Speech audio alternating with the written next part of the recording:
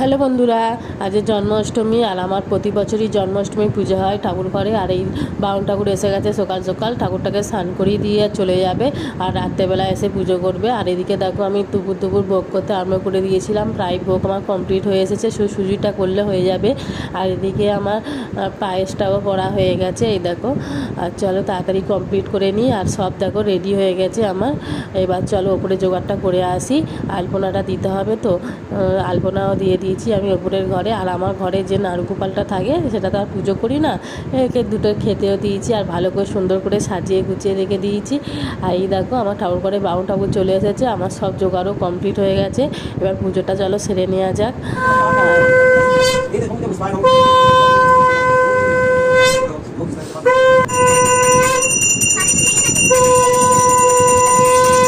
পরের দিন খিচুড়ি ভোগ করে ঠাকুরকে দেওয়া হয়েছিল আর বাড়ির সবাইকেও দিয়ে দিয়েছিলাম। চলো।